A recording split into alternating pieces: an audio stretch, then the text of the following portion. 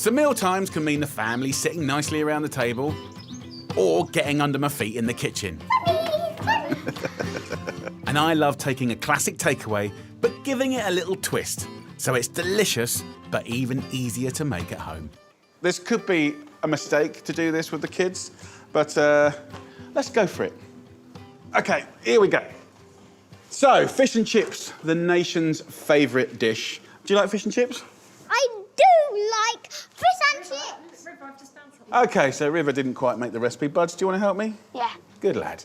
So look, cooking battered fish at home with all that hot oil, kids running around, the smell, it's not that healthy. You know, I just don't really like doing it at home. So I've devised a way of getting that kind of fish and chips fix.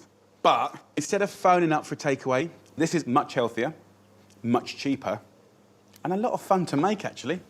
So we're going to do the most amazing smoky bacon crusted fish with oven roast potatoes, smashed peas and a few sort of seasonal veggies. It's going to be lovely, right?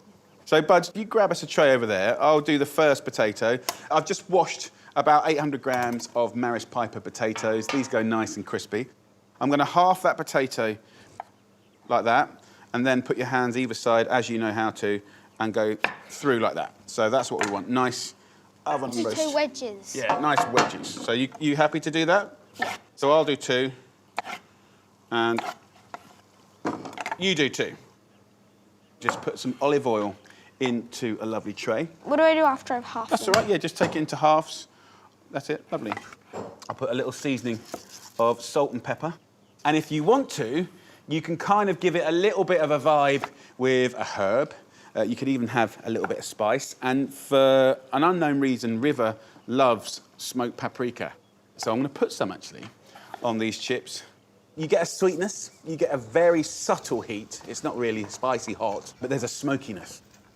That's going to go in the oven at 220 degrees Celsius for 40 minutes until golden and crispy. About halfway through, I'll give it a nice little shake. Don't burn yourself.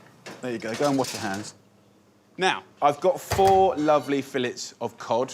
You could use any white fish, whatever is sustainable, whatever is local, whatever you love. So things like haddock, pollock, really, really good. The question is, how do you get beautiful, crunchy fish that's perfectly cooked and flaky? But we can't batter, we can't deep fry, because we're at home and I don't really want to do that. We're going to take breadcrumbs to the next level. So, Buddy, if you can just crack an egg or 2 in there. There's a fork, my friend. You're right, Bud. Did you get a little bit of shell there? Yeah. OK, so have a little whip up. Can I hold it? Yeah, of course. Angling it. Oh, and getting it on the It wouldn't be table. the same if there wasn't a little bit of mess. Now, you can use white bread and it's very good, but if you used a bit of stale, decent bread, right, it's going to be amazing. And then I'm working like, how can I get more? How can I get more? Buds, go to the fridge, mate. Get 1 rasher of bacon. So I'm just going to slice... Is this 1 rasher? Perfect, yeah. So that's just a standard rasher of bacon. Just put that in a food processor. If you didn't want to use bacon, you could have sun-dried tomatoes. You could maybe have herbs. Rosemary particularly is good. You could use anchovies, stuff like that, just to give it some funk, a bit of like attitude and seasoning. But also, by drizzling in a little olive oil, this will put enough... Did I just whack you? Go on. Yeah. That is enough oil to get into that bread so that it protects the fish and gives you that crunch, and you don't have to shallow fry, deep fry, or any of that business. So it's a really brilliant little method. Is that so, enough? yeah, it's perfect. We don't need any salt because bread's pretty seasoned always. Have a look at this. So, like, smoky bacon, oil, bread, crust, all getting mixed up. Right, turn it off. Other way. Good lad. That's so cool. Just pour that in there. It smells really nice. Yeah. Now, we need a little bit of a production line. So it's good that I've got Buddy. So, Buds, here, my friend, if you use the same hand to do the flour, the eggs, and the breadcrumbs, by the time you get to the 3rd one, your hands are kind of breadcrumbed like the fish. So if you do flour with your left hand, all over, just gently move it around. That's it. Yes. Pick it up with your left and just shake off the excess. Okay. Right, now use right hand to mop it all over.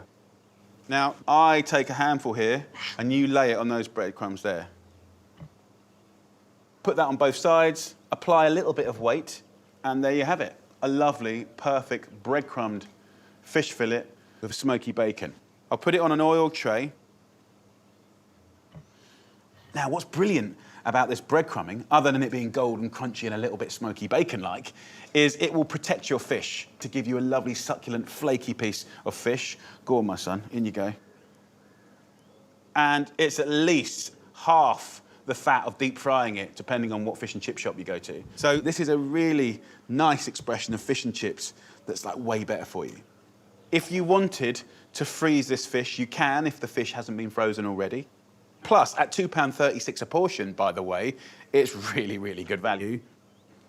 So, when the potatoes have had about 30 minutes, then I'll put the fish in at the same temperature, 220, as the potatoes for 15 minutes. Both of them will come out golden, crunchy, and perfect at the same time. Can I wash my So let's have a little clean down. Yeah, off you go, buds. And then, too many cooks.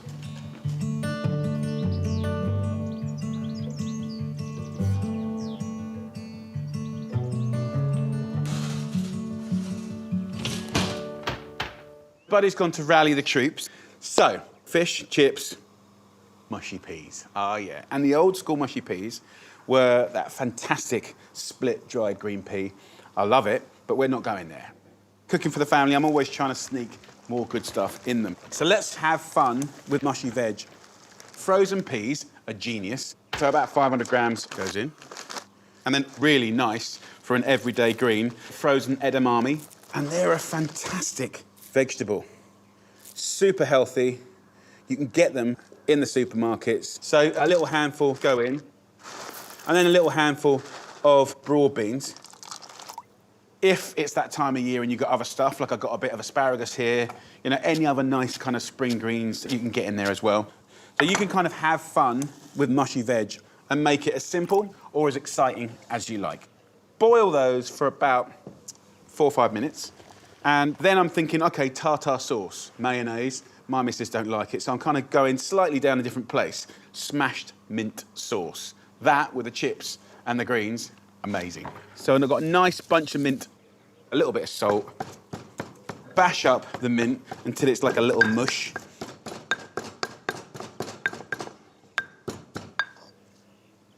Kick it with a tablespoon of lovely vinegar. A little olive oil. And then muddle it. And you'll get the most incredible, vivid green. Hallelujah. Tangy, seasoned, punchy mint flavour. That with a chip, amazing. That with your crunchy cod. And even the peas, really nice. So 1, 2, 3, 4. Wait 5 minutes, and then let's feed the gang.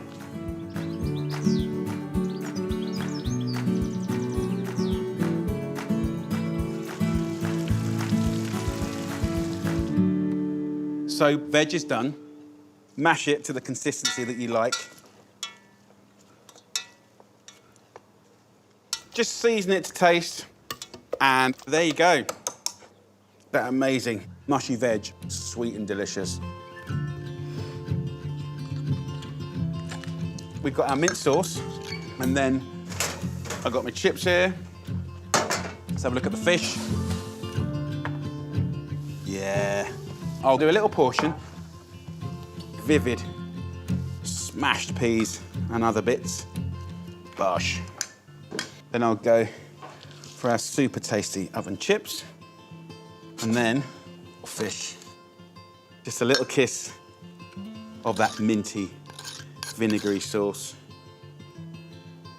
That little bit of smoky paprika. Right, let's have a little try. Before I serve it up to the mob, is it crunchy? Mmm. Mmm. Can you see how juicy that fish is?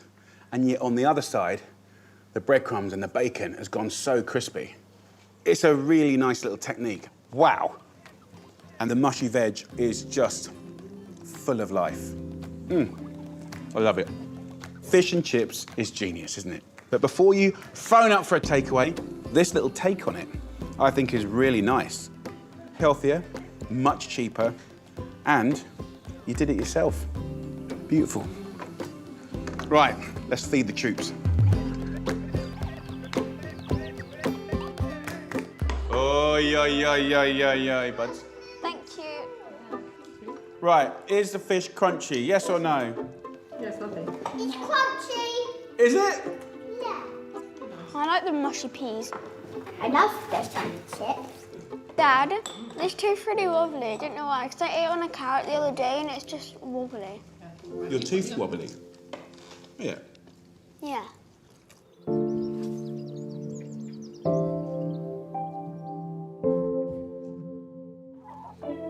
It's always handy having a few crowd-pleasing dinners up your sleeve, and some recipes are just brilliant for getting everyone involved. So let me show you a new take, a new flavour combination on a beautiful pizza that will definitely put a smile on your face. So the flavour combination is genius, the dough is genius, it's this simple. 150 grams of self-raising flour in a bowl. So into there, we'll go in with 80 millilitres of water. Pour that in, I'm gonna guess it, but 80 mils is perfect. A nice pinch of salt. Just use a fork to bring the flour and the water together. And we're gonna make a nice, pliable, elastic dough. I'm using self-raising flour because it's brilliant for a lot of reasons, right? It is convenient. It means I don't have to make a yeast-based dough, let it prove for an hour, knock it back, shape it into balls. It will give me the raising agent, so it will give me lift, it will give me fluffiness, but also it will give me the crispy outside as well. And as it gets kind of firm, like a dough, then get rid of the fork, and we're gonna use our hand and just knead it for 2 minutes. It's unbelievably quick, unbelievably convenient, and it's from nothing to eating a pizza in easily half an hour. You can see how now I've got quite a nice dough. It's elastic, it's smooth. If it's a bit wet, add a little bit more flour. If it's a bit dry, add a little bit more water. But that is a lovely little simple dough, right? Convenient, and it's gonna be very, very good. So let that relax for a few minutes, then make sure your oven is on full whack. About 240 is perfect. So, flavour combo. First up, a beautiful Cumberland sausage. And the good news is I've also tested this with vegetarian sausages with very good results. So this is a very, very nice recipe that everyone can enjoy. So I want a couple of nice sausages. I only need 2 for this recipe. So what I want to do with it is get it in a pan. I'll put it on a medium-high heat, and I'm going to pinch the end like this, and I'll squeeze out part of that sausage, right, to make essentially a meatball. It's the quickest meatball you'll ever make, and you'll get about 4 from each one. This is what I love, right? I want big flavour fast, I want minimum effort, and I want a topping that's really got the most delicious flavour. Big, small, medium, it doesn't matter. Get them heating up. Now, let me just wash my hands. Now, I'll put a little bit of olive oil in the pan just to get the party going. And then I just want to get a bit of colour on the sausages. I don't need to fully cook it through, right? But it'll start bringing out all the natural flavours. Of course, the better the sausage, the better the flavour. So in a good sausage, you'd have like pork shoulder. You might have some cured meat in there as well. You might have some lovely herbs and bits and pieces. So have fun with the sausage. Also, if you want to spice it up, you can go that direction. So the flavour combination that I'm going to have on this pizza is sun-dried tomato paste, beautiful sausage meatballs. We're going to have little finely sliced flecks of red onion, pine nuts, mozzarella, and grapes. Now, bear with me on the flavour. If you're thinking, no, I wouldn't do that, I promise you, right, pizza toppings and pizza choice is almost like a thing of habit. And I have done this so many times with friends where they're like, yeah, like American hot, margaritas, this, that, and the other. And you put it down, and then we do this combo. And they pretty much always go for this combo. This is a flavour bomb. This is a combination of combinations. It's so good. So as those brown up, I'm just going to finely slice the red onion. Just do your best to go as thin as you can. Don't stress about it. The finer you can make the red onion, the more delicate the topping will be. So look, this colour on here is fine for me. I don't need any more than that. It's not quite cooked through, but it hasn't gone in the oven yet, so that's fine. Just sprinkle into these lovely fats the red onion.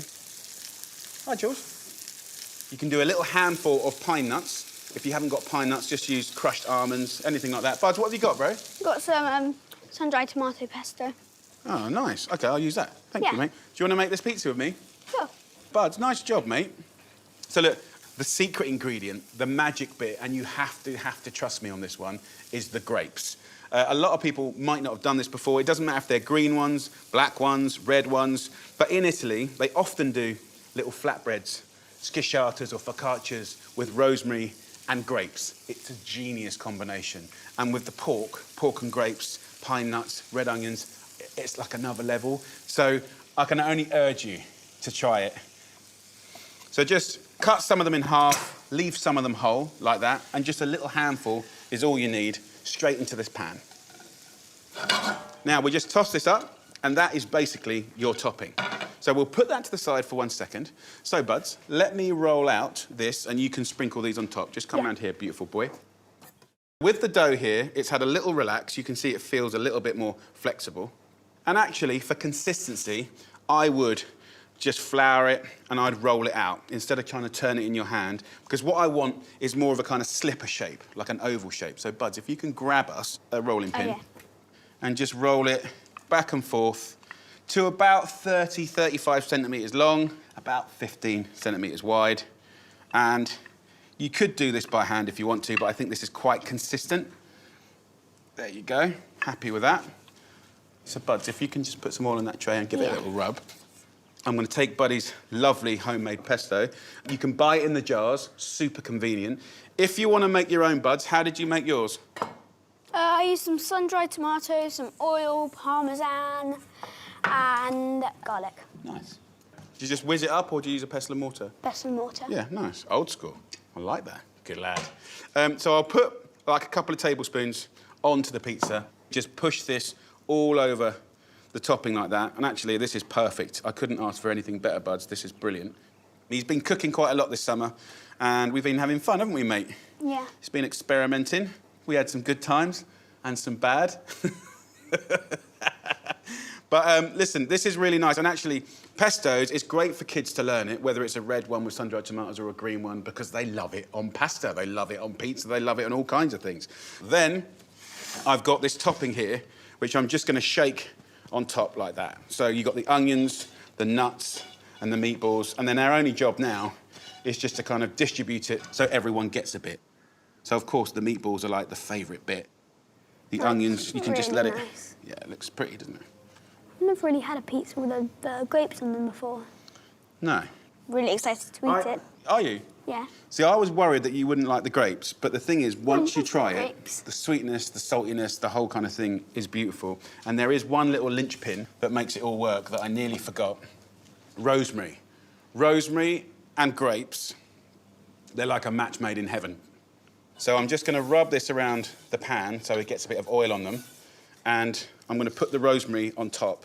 The last thing you've got to do is mozzarella. So I've got a nice little ball of mozzarella here. Just simply, do you want to do it, Buds? Yeah. Just take half of that and tear little chunks and put it in between the meatballs and just kind of distribute it so it's nice.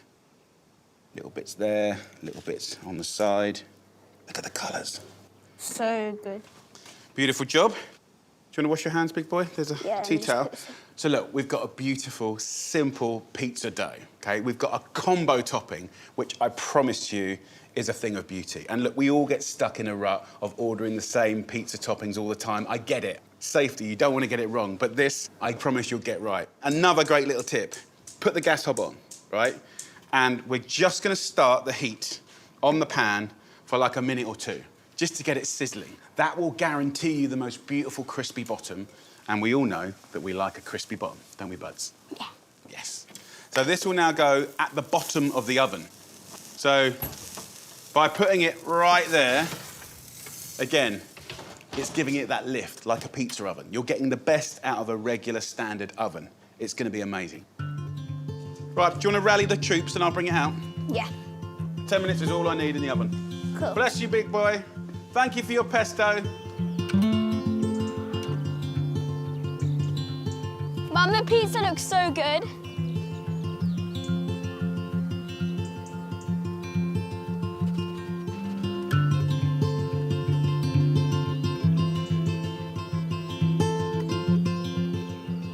OK, 10 minutes up.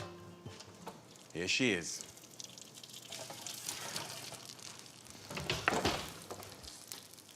Beautiful sausages. sweet onions, grapes, rosemary, mozzarella, and those sweet, sweet tomatoes. Come on, look at that. So less than 30 minutes ago, I had just a pile of flour and some ingredients. Now we've got that. On the takeaway menu today is an American hot Chicago pizza pie. I like a pizza. You like a pizza. I've got my mate Andy here, and he loves a pizza. I love a pizza. How often do you have a pizza? Probably a couple of times a month. How much are you spending? About £12. The pizza I'm making will cost under £2, but will still be really delicious. It's going to be better, it's going to be fresher, and to be honest, do you have meat on your pizza? Yeah, I do, yeah. Well, to be honest, you're going to know where it comes from. No mystery meat, Andy. Right, let's get cracking on the base. And we've got yeast. Get it in the sachets. They're always 7 grams into some water. Now, that's 600 millilitres of tepid water. We're just going to mix that up. So in with the yeast. Give it a good old mix up. It's going to look kind of milky in there. That's going to wake up the dried yeast, and they're going to start wanting to do what they do, which is create lots of gas, and gas equals fluffy, gorgeous, spongy pizza dough. OK, so let's get some flour in the food processor. Now, Andy, have you got a food processor? Yeah, I've got one, yeah. OK, is it stuck in the back of a cupboard? At the moment it is, yeah. Guys, get the food processor out of the cupboard. This is what's going to help me make beautiful, quick, fast meals. I'm going to put 1 kilo into this machine. 1 kilo is the bag, so I haven't got to weigh anything. Perfect for a lovely man like yourself. Go in with a nice big pinch of salt, and then your 600 mils of yeasty water. Whiz it up. This is going to do all the hard work for you. Of course, what you could do is put it in a bowl and mix it up with a spoon and then by hand, but we're going to cheat a little bit because it's a good cheat.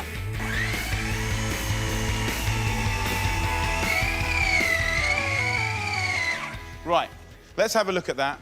When I do this at home, I'll just leave the lid on top and leave it for an hour to prove, to double inside, right? But I want you guys to see what's going on. Now, this kilo of dough is going to make you a really nice batch. You can make multiple pizzas of this, right? And I'm just going to knead it. There is no right or wrong way to knead. You're just moving it about, push it forward, push it back, push it forward, push it back, stretch it, stretch it. Andy, have you made dough before? No, this is the only thing that puts me off making my own pizzas, but you make it look so easy. Doing big batches is a great money-saving tip. You can always freeze what you don't need right now, and having a stash will help stop the urge to shell out on all those pricey takeaways. We've got a lovely elastic dough here. That is going to go in a floured bowl. Abs, could you bring your dough out? It's now going to prove in a warm place, airing cupboard or somewhere without a draft for an hour. This is what happens after an hour, right? That's what I'm talking about. This has had an hour of proving, and that is what yeast does. It gives lightness. Let me just pull it here. You'll see the air bubbles inside. Look at that, it's fantastic. Ah, yeah, look at that. Kids love doing this, right? So what we do after an hour is we bash it back down. We now have a dough that's kind of developed in flavour. It's just phenomenal. I love it, the feel of it. Air in there, gorgeous. So all I'm doing now is I'm just folding it under itself, like that, into little balls. Now, from this you can make bread, beautiful little rolls. It's really good fun and super cheap. Now, you could do a thin crust pizza, toss it, roll it, stretch it, but I want to bring back the pizza pie. So look, here, I've got a whole range of random little containers. Rub a little oil into the tins and scatter over some dry breadcrumbs. This, at the bottom of any of these tins, will give you the most awesome, awesome crumb. And look what you got. That's not only a non-stick, that's also a crunch of all crunches. This dough is just beautiful. I'm just going to pull it like this. You don't have to roll it. Just let gravity take it. And I'm going to go into that tin like that. It's this simple, Andy. Look, stretch, stretch, stretch, in.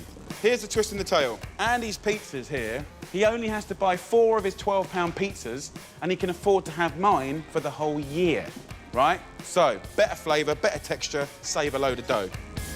Leave the base to prove again for 15 to 20 minutes. Now for a really cheap, super quick tomato sauce. I don't want you to get your pans out. You don't have to do a little ragu. This is what you do, okay? You get a tin of tomatoes, right? You put it in a liquidizer or a hand blender. You go in. You go in with 2 cloves of garlic, a nice pinch of salt, pepper, and then I'm gonna get some dried oregano here. So I'm just gonna squeeze that and put that in. Oregano's fantastic. And of course, you can see I've dried this myself. It's the easiest thing in the world to do. Save you a fortune. Whiz it up.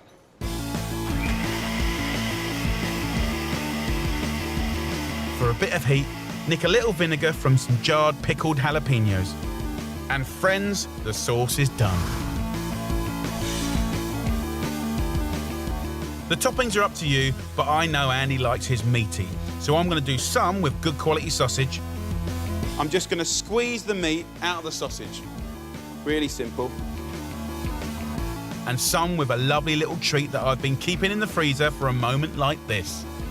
This is absolutely the spirit of money-saving meals. You know, those beautiful mothership roast dinners. You know, remember the leftovers? It's gorgeous tender roast pork, already chopped into little pieces and ready to be cooked from frozen. We can sprinkle that on top of our pizzas. That's gonna be phenomenal. It's gonna go really, really crispy, and it's gonna be sensational in flavour. All that's needed are just a few chopped jalapenos to make my American hots even hotter. And of course, some beautiful melting cheese. I'm not sure how much brilliant mozzarella you're gonna get for your money. So actually, I think cheddar is a wonderful melter. It really is. And you can just snap off little bombs of cheddar in and around that sausage. 1 finely sliced red onion, smashed up fennel seeds, and a good pinch of smoked paprika will really bring out the flavours. You won't believe how good this is gonna be, Andy. Absolutely gorgeous. Whack them into the oven for 20 minutes at 190. And when they're cooked, they'll look a bit like this. Oh, yes. Oh, yes. Andy, come and have a look at this, mate. Nice, thick, chunky. That's what I'm talking about. I admit, buying a takeaway pizza does have its perks, but they don't come cheap. Now, I'm not saying this is not nice, but I think this is bringing back a little bit of something retro. You know, I know for a fact that was beautiful free-range pulled pork. You got all those lovely toppings of cheese. You know, I think you could save yourself an absolute fortune. This is 6 times cheaper than that. And the question is, are you up for making 1 batch of dough every 2 months? Yeah, of course. I'll give you my word. Yeah? Yeah, well, let's taste it. Girls, come and have a check of this. Grab away. Oh, thank you so much. Bring back the Chicago pizza pie. How good is that? Beautiful. Southern fried chicken. Yes. Super crispy on the outside, ultra juicy and tender on the inside. This isn't about bargain buckets, my friends. This is about soul food. Comes in 3 parts, ladies and gents. We've got the brining, we've got buttermilking and flouring. It's gonna be incredible. So, part 1, brine. It's gonna flavour the meat, it's gonna hydrate the meat, so you're gonna get a juicy poultry bird. It's really, really clever. Use a handful of black peppercorns, a few sprigs of thyme, 4 fresh bay leaves, and 4 garlic cloves. Add 100 grams of salt and 100 grams of brown sugar. Finish with 400 ml of water. Give it all a stir and bring it to the boil. Then take it off the heat. Add another 400 millilitres of water in there. Let this fully cool down. Then go in with the chicken, 4 free-range chicken drumsticks and 4 thighs. Keep the skin on and score right down to the bone. So in with the thighs and in with the drumsticks. So just cover that with some greaseproof paper or cling film it. Whack it in the fridge, and I put it in there overnight, 12 hours minimum, and that's the beginning of the incredible flavour process. Now, it feels slightly firmer, it's hydrated, it's probably gained about 10%. Give it a little shake and straight into a Ziploc bag. Then guys, you're ready for stage 2. Buttermilk, you can get it in all the supermarkets. It's kind of like a liquid yoghurt, and it's gonna help to flavour and tenderise this chicken. So I'm gonna squeeze the air out of the bag, and we put that in the fridge for another 8 hours. And you might be thinking, is it worth it while we do it? Of course, just get a bit of chicken. Just put it in flour and fry it. It won't taste anything like this. You know, you can always cheat, but fantastic feasts at the weekend are about preparing for it. This is the kind of secret spice bit that they say, you know, so many secret blended spices and stuff like that. It's not that secret, I'll give it to you. Start with 200 grams of plain flour. Then it's just 1 teaspoon each of baking powder, smoked paprika, cayenne, and onion and garlic powder. Season with salt and pepper and give it a good old mix. Then go in with the chicken. Just get your fingers in and have a good old toss around. You've given this chicken some serious TLC. Now it's time to fry.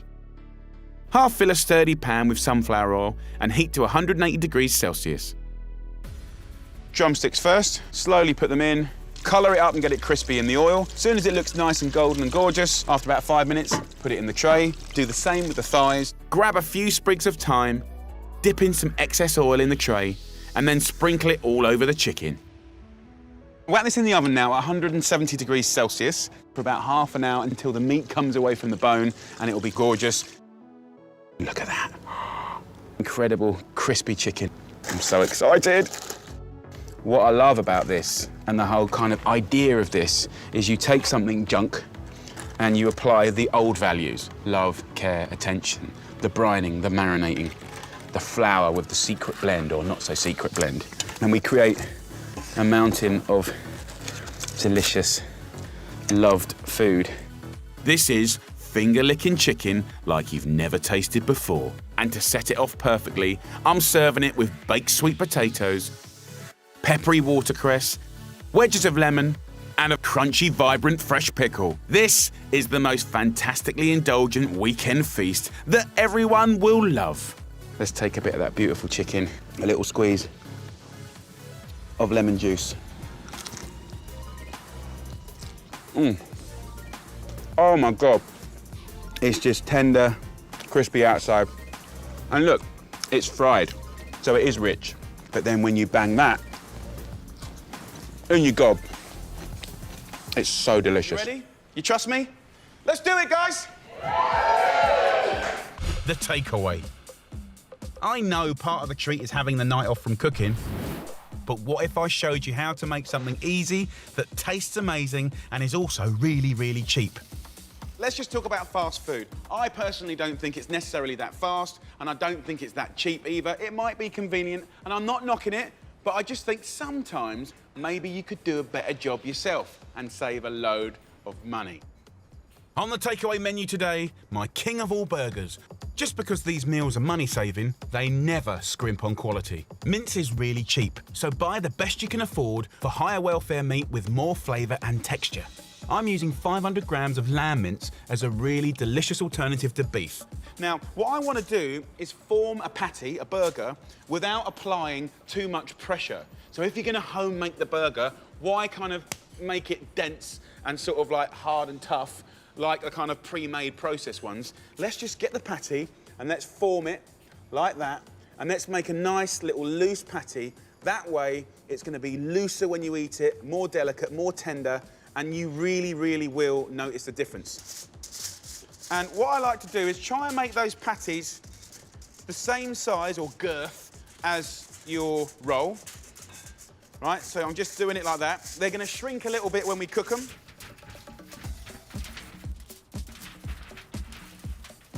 Now, I want to kind of treat it like a steak. So I'm going to season it with salt and pepper. So nothing's been done to that meat. Don't muck about with it.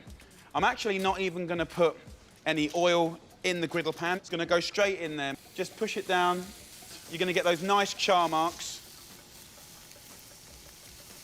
And then a little bit of salt and pepper on top as well. Over here, we've got the 2 leftover ones. Just fold them up like this. You know, we can fold it over. We've got 2 burgers, homemade, ready and raring to go for another day. Just throw them in the freezer. And actually, you can cook them from frozen as well, so it's happy days. They're going to cook those burgers for about 3 or 4 minutes on each side. Now look, a burger's not a burger without a little bit of pickle. Red onions, they're nice and cheap. I've got a mandolin here, really worth the investment. You get it on fine. So I'm going to just slice half an onion like this, and in seconds, we're going to make an awesome homemade pickle, okay? So onions goes in. Look how fine that is. So we have the ability with a mandolin to make this wafer thin, right? And then simply put a bit of red wine vinegar in, hardly any at all, a good pinch of salt, and give it a little scrunch up. You could put a little sugar in it if you wanted to, but as soon as you've scrunched that up, that kind of pongy raw onion flavour, sort of onion breath onion, it's gone. You've got that lovely light pickle, and it's gorgeous. So that's done. I'm going to go and turn my burger over now, because I think it's had probably enough time. Let's have a little look here. Nice. See, it's like crispy, the fat's dancing. Lovely. As soon as I've turned it, what I want to do is get some blue cheese, or any cheese, whatever cheese you want to use. I want about 10 grams of cheese each. And I'm just going to put that straight on top. Another little trick, okay? The way to kind of get that cheese to melt is to kind of make a little hat out of tin foil, and the steam will start to melt that cheese, like that. So we've got burgers nearly there. Cheese is kind of on the melt. I've got pickle done, okay? And I think that the bun is just as important as the meat. It's got to be the perfect carrier. Let's have a little look at our... Come on, guys, have a look. That little bit of cheese has melted on the top. Our little idea worked. I'm just going to get those buns toasting up. This gorgeous lamb burger is so quick and easy. There's not going to be many delivery guys who could get a takeaway to your door in the time it takes to make. So let's finish it off now. Let's get ourselves a nice eating apple, right? And this, with lamb, you know, is going to be brilliant. Oh man, I'm loving my crinkle cutter knife. Now for the exciting bit, constructing this king of all burgers. We want to get some ketchup on these buns. Then we go in with the burger. Now you see, can you see it dripping? That's just juiciness. And you want that bun, that perfect bun, to catch all that juice. So it's sort of a little bit soggy and a little bit naughty. Get 2 bits of this apple here and just put it under the lamb, okay? Lovely. And then we've got our pickled onions here. In seconds, they've transformed in flavour. Instead of like doing sweet onions, which everyone does, that take ages to cook, right? Just put a nice little wodge of that lovely, delicate onions on there. Easy peasy.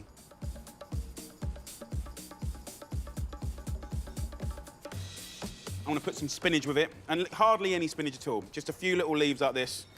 I'll put that under the burger as well.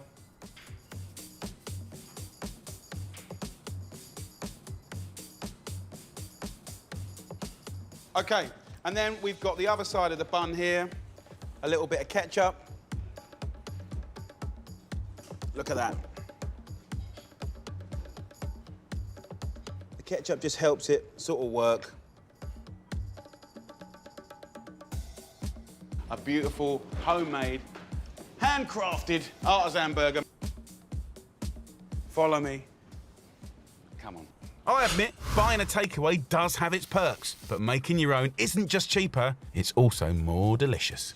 So I've been looking back at a whole bunch of recipes that I've done in the past, and I've picked out some real perfect ones for you guys to see. Now, this recipe is brilliant. It's a real family favourite for us. We're basically making homemade kebabs. We're using mincemeat. This is lamb kofta flatbreads with a beautiful quick pickle, beautiful cottage cheese. It is so nice, so colourful, and a load of fun to do, but it's really flexible. So flatbread, I'm showing you how to make it yourself from scratch, easy, but you could use a pita, a tortilla, easy peasy. The lamb mince, you could swap for pork or beef, no trouble at all. Please, enjoy this. It's a lovely one.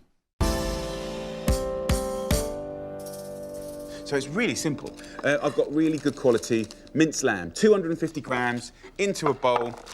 We're going to scrunch it up. I want to introduce a new ingredient if you've never tried this before, harissa, okay? This is a North African chili paste. It's fantastic. They take loads of dried chilies. Sometimes they blend them, they grind them down. Sometimes they add spices, and it's a joy. 2 teaspoons of harissa paste is all it takes to deliver a fast punch of flavour. So, let's put that back. Happy days. Season with salt and pepper. Give it a nice little mince up. The whole vibe for me is the shape between your fingers, right? The way it goes like that. Before you craft your koftas, make sure you've got some water to hand. This really helps. Just a little wet hand and you stop the meat sticking. So let's take a little portion, right? Let's put it in your hands and let's just clench it, right? And naturally, you're gonna get this lovely little curve. Couldn't be simpler. And that's what we want, right? Really uneven, beautiful. Look at the hand colour. Come on, man, you know that harissa's gonna taste good. These beauties go straight on a griddle pan. The griddle pan is on a medium-high heat, and I'm just gonna love them, look after them. The natural fats will render from them. Griddle on both sides for about 4 minutes. A wash of the hands, and we're on to a crazy quick red cabbage pickle. I want just a quarter of a red cabbage. So just shred that up. Add a tablespoon of red wine vinegar and season. It's as simple as that. Extract some of those beautiful, sweet, natural juices. And what you've created, look at the colour. I mean, it's just fantastic. Let's have a little taste. You want it to have that twang. You want it to pucker up your lips. So a pickle made very quickly. These beautiful little, come and have a little look again. We're going to turn them now. Look at the lovely rose-tinted fat. The smell is outrageous. So, I would normally use a little tortilla, seconds, easy peasy, but I want to show you a really quick flatbread recipe for when you get caught out. So 100 grams of plain white flour. Make a well in the middle. We can add a little bit of salt, a little bit of oil, a little bit of water. This is a really versatile, supremely simple but delicious bread that will get you out of trouble. It will help you. It will be a real mate. It's just a nice trick to have up your sleeve. And then as that flour comes in and makes that kind of porridge-like consistency, I'm then going to bring in more and more flour. Just bring it together. Then you can start sort of kneading. There you go. You don't need to prove it. You don't need yeast. So now I've done this, I've got a nice, simple, basic dough like that. Couldn't be simpler. Half it and roll them out to around 3 or 4 millimetres thick. And the good news is, I kind of want you to do this quite badly. I don't want a perfect round bread. You know, I want it to be sort of roundish. Straight in a hot pan, nothing in there at all. And just the residual water in there and the direct heat will just start to blister and bubble a few things, give it a little bit of lightness. Use a little fork and turn it over. Look at that, it's charred, it's beautiful. Love that. These flatbreads are a cinch. Just 1 minute on each side and they're done. Flatbread can come out. Very beautiful, very simple. And the second one can go in. And these are done. I'm going to turn that heat off. In under 15 minutes, you've got a delicious dish ready to go. So what I want to do is just take some of that lovely pickle and just sort of decorate that. You want a nice crunch. And then we're going to take our beautiful koftas. Look at that. They're smelling great. You know, we've got our cottage cheese here. That's your kind of refreshment, right? You've got heat and spice. Then you've got the pickle. And then you've got something creamy and curdy and delicious and just calms it all down a little bit. And then all this juice here. Don't waste it. It's really, really tasty stuff. That's going to kiss your little flatbread and make it so delightfully delicious. So there you go, a really simple lunch. And then all you have to do is nudge it up, roll it,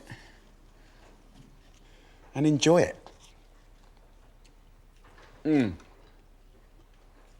It's really, really, really good. The harissa and the lamb is a complete triumph. It's fresh, and it's 5 ingredients working really hard to give you something, look at that, just gorgeous and juicy and spicy. Absolutely beautiful. My delicious koftas, with those super quick flatbreads, a pleasure to make and almost too good to share. So the recipe I'm going to give you today is a family-friendly, delicious, mild, fragrant veggie curry. Really, really nice. As we get towards the end of the week, we're also getting towards the end of the Oliver shopping. So we've got no more meat, no more fish in the fridge. So we've got odds and ends, and that's fine. I've got a humble courgette, carrots, bit of parsnip, bit of butternut squash. Of course, you could use potatoes, cauliflower, sweet potato, anything that roasts up, nice sort of like root vegetables, delicious. When you roast the veg, you're really concentrating the beautiful flavours within each individual veg. So tray here, we're going to create a little bit of a landing strip. You could use a curry powder if you so wish. I've got some leftover Madras spice paste here. I don't want much, like a heaped teaspoon is all I'm going to use. Then I'm going to hit it up with some oil.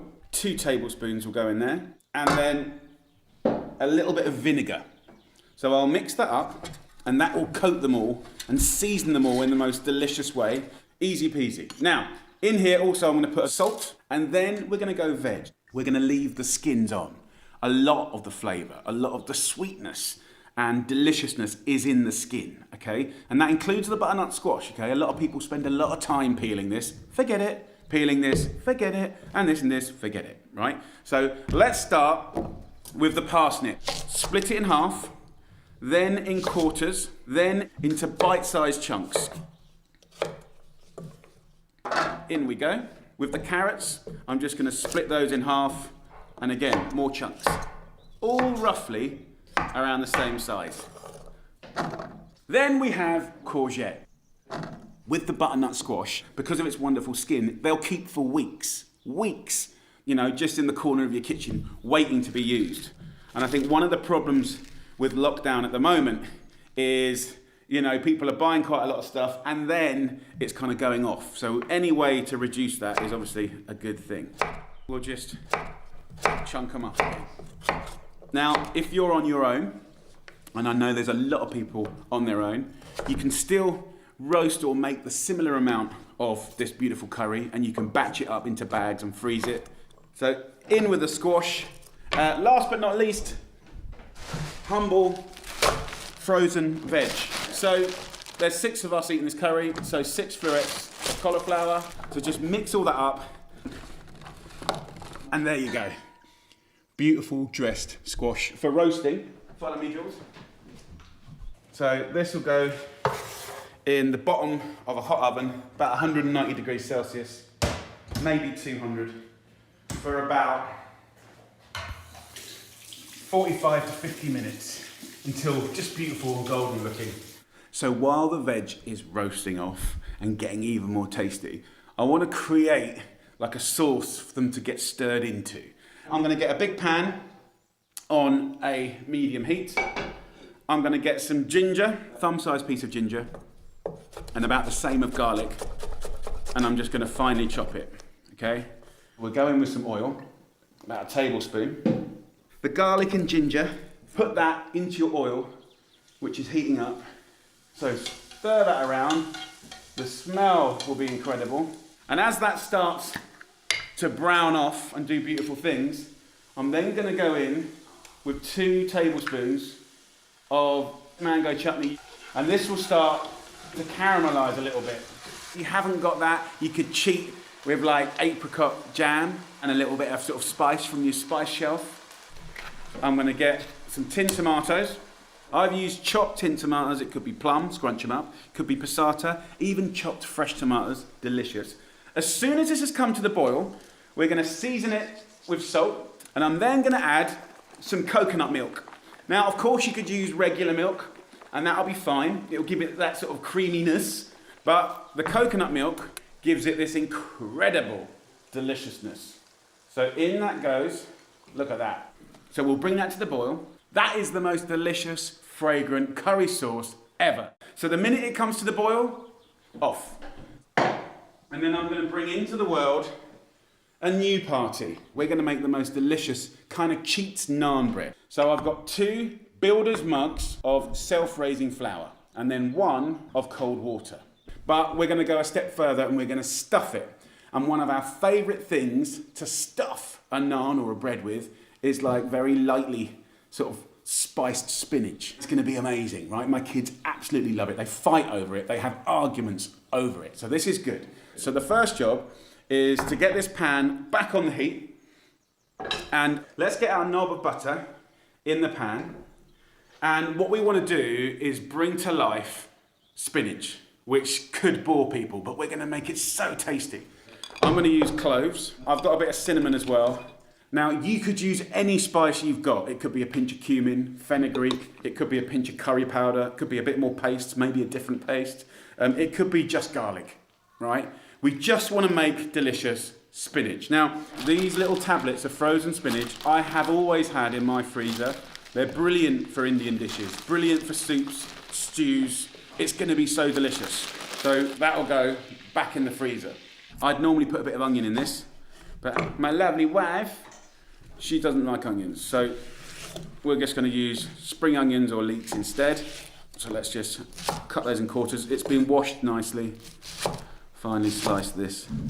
So leeks go into your spiced butter. Then we go in with the spinach. I'm going to let this just slowly fry off. Give it a stir every now and again until you've got really dark, dense, intense spinach. Yum, yum, yum. Okay, let's make the bread. My Cheats naan bread is so simple, it's going to hurt your head, right? You've got 2 builder's cups of self-raising flour, right? And then with the bottom of your little mug, just make a little well.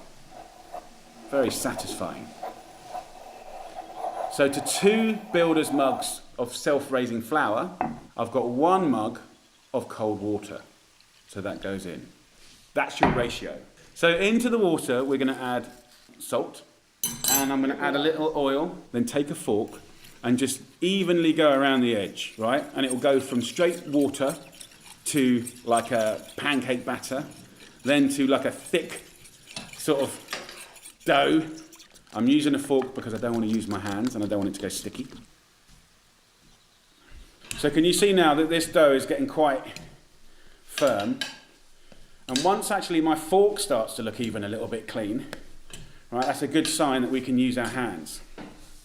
So use a little bit of flour on your hands and just kind of move it around. Bit of extra flour just to dust. If you feel that it's a bit too tacky, then just use a little extra flour just to kind of clean your hands, and that's fine. You can adjust.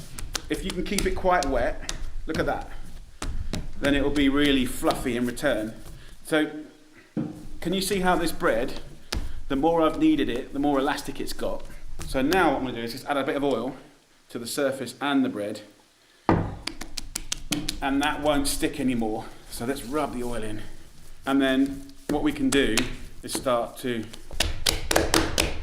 spread it out. Just roughly push the bread out. You can use a rolling pin if it makes you happy. And then I've got this here. If you spread it out like this, it will cool down really, really quick. Do you want to take the clove out or the cinnamon stick in? Yeah, you can take the clove and cinnamon out, no trouble at all. Normally I put paneer in an Indian bread like this. I haven't got it, so I'm using feta. Half a pack of feta is probably more than enough. I'm just going to break it up. So I'm going to take the spinach with the feta, put it in the middle here, and put that in there like so. Just bring the top that in like this. Bring it in like that. Bring it in like that, like that. And then we can push that out. And as we push that out, then we're also pushing the spinach out. So I can take this non-stick pan, and because this is oiled already, I can basically just pick this up as a whole and get that in there. Beautiful. I just keep touching it because it feels so damn good.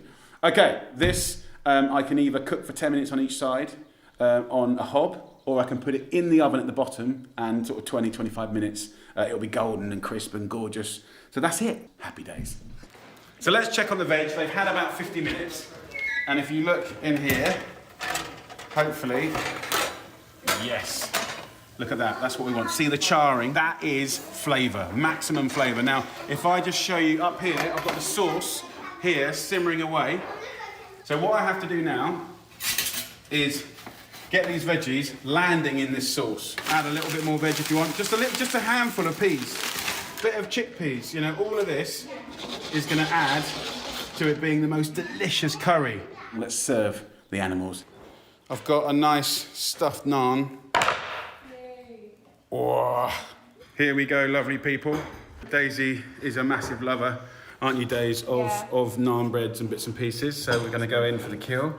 Oh, there that's you go. so good. Oh, look at the feta the way it's melted. Oh. So there you go, lovely people. There is a delicious meat-free meal. As you can see, it's been decimated. The bread's nearly all gone. Guys, was that a hit? Yeah! So there you go. Have a go. Nice veggie curry. Happy days. Enjoy. And that bread, come on!